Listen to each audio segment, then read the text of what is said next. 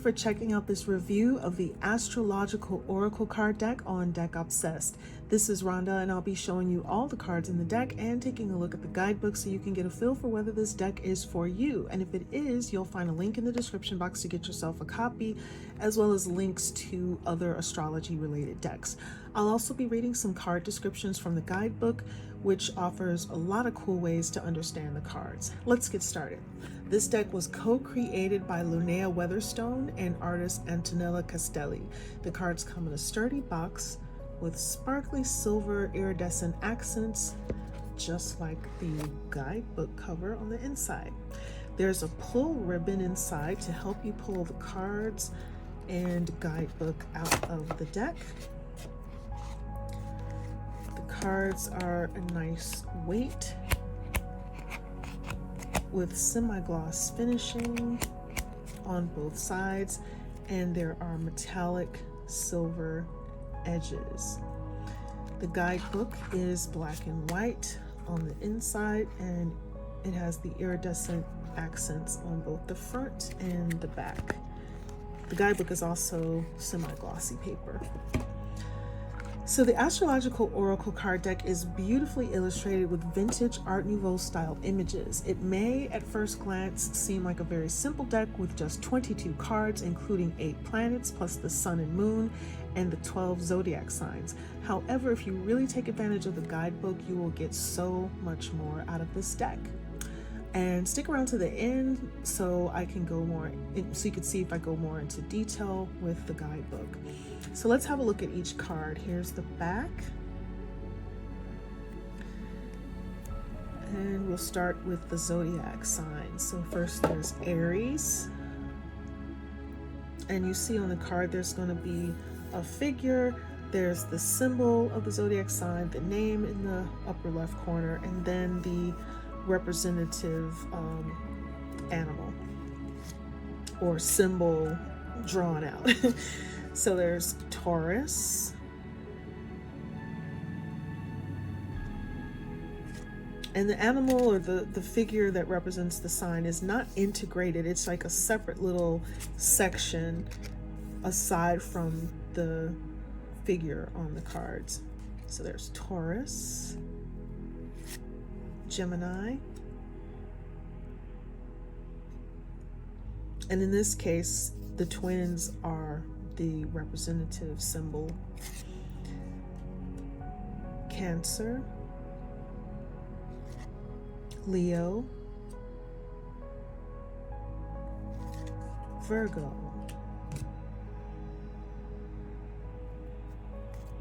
Libra,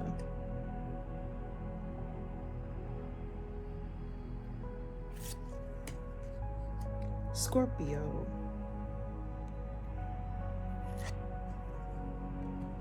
Sagittarius, Capricorn, Aquarius,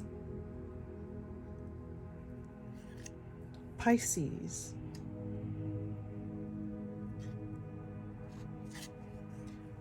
and now we're moving into the planetary section. There's the Sun, which is Sol, Luna, which is the moon, Mercurius, Mercury, Venus, Mars, Jupiter, and a reminder, if you're loving this Astrological Oracle deck, follow the link in the description box where you'll get yourself a copy, and also find links to other astrology decks. Saturnus or Saturn, Uranus, Neptune or Neptunus, and Pluto. So now we're going to take a look at the guidebook, which I noted it's actually pretty short, even though there's 191 pages, because it's the same text repeated 6 times in 6 different languages, starting with English. There is an index in the beginning listing the deck title in each separate language, and then at the very end on page 190, there is a list of all the astrological symbols, and they're listed with the names in each language. So let's go to the English section.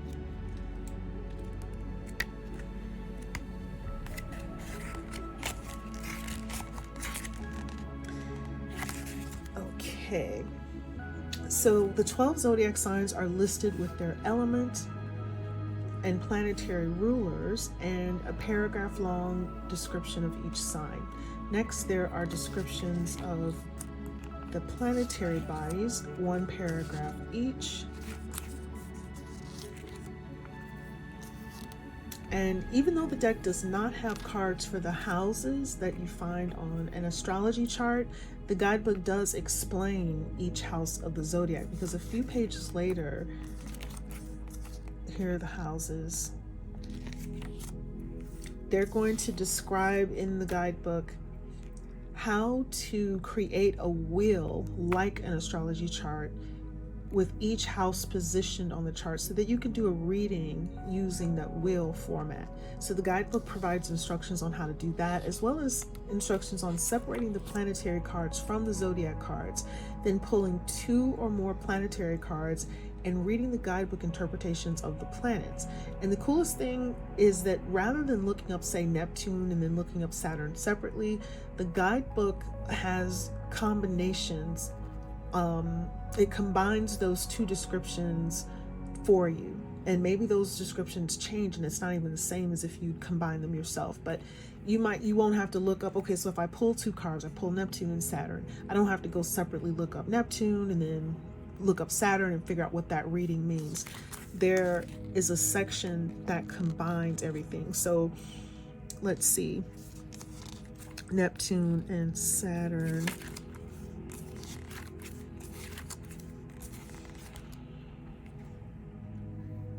If I pull both of these cards, Neptune and Saturn, here's the message. Do not escape into a world of illusion when responsibilities await you. Find the balance between dreaming and duty. So basically, for every planet, it lists the combinations that you would get if you combine that planet or the planetary body, starting with the sun. It shows the sun in combination with every other planetary body, and it gives a description. And then it goes to the moon and shows Luna with in combination with every Luna and Mars, Luna and Mercurius, Luna and Venus, and it gives you a description of the meaning. So if you were to pull 2 cards, you can always look up Mercury and Venus, Mercury and Mars, or Venus and Uranus, Venus and Neptunus, Venus and Pluto, etc. I think that's pretty nice. So moving on, another cool thing, let's see. In addition to the interpretations of multiple planetary pairings, when you create your astrological wheel with the 12 houses, if you choose to do that, you can simply pull cards from your separated zodiac and planetary piles of cards with a specific question in mind. And you can also look up the divinatory meanings of the planets in each sign. So this will be organized by planet. So for instance, you can read about the sun in every sign. So not only does it do pairings of planets, you can read about the planets in every zodiac sign. So just a little example of that. Mercury in Aries would be assert your point of view, but don't bully. Venus in Aries, consider others' feelings as well as your own. Saturn in Pisces, do not waste time in fruitless longing. Neptune or Uranus in Aquarius, challenge your worldview. Pluto in Taurus, embrace the opportunity to renew yourself. So now let's hear some samples. Let me see. Maybe let's read one of the descriptions just so you can get an idea. You probably know, unless you're new to astrology, you probably already know the planets or what they mean or the zodiac signs, but just to give you an idea of how this book phrases things, I'm going to read an example of a planet. So look at Venus. Venus, the goddess of love, blesses relationships of all kinds. As a celestial body, Venus rules over all matters of the heart, from friendship to true love and all delights of the senses. Its influence brings a desire for intimacy, harmony, and peace. Part of this desire is the yearning toward beauty, which opens the spirit to a higher realm and feeds both the mind and soul. Venus brings an appreciation of art and luxury and influences the way we decorate our homes. Possessions and things we want are under the auspices of Venus, influencing our individual tastes and our attraction to objects. When Venus appears in your oracle reading, you may feel a strong pull toward a person, place, or thing. Follow your heart. So that's an example of a planet. I'll read an example of a house, house number 7. This is the house of committed partnerships, which includes marriage but is not limited to it. Any deeply committed connection, such as an artistic collaboration, will be ruled by this house. Your inclination or disinclination to make commitments may be influenced by planets here. And now, let's see.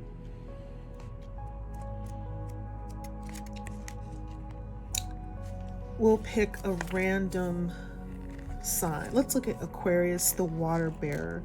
The element is air. The planetary ruler is Uranus or Uranus. The motto is I see.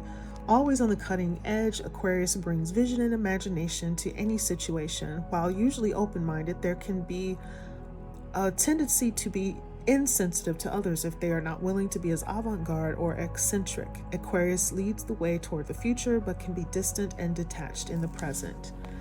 So that is it. I just wanted to give a little bit of, the readings in the guidebook aren't really like oracles so much, unless we're looking at the planetary combinations or the planetary and zodiac combinations. But I just wanted to give a nice range of examples to show where this deck is coming from. So that is pretty much it. That is my review of the Astrological Oracle deck, which you can find in the description box along with other astrology decks. And if you like this review, please share it with friends, leave a comment, hit the like, subscribe, and notification buttons, and check out my other video reviews. Thank you so much for watching. Deck Obsessed. Have a beautiful day. See you next time.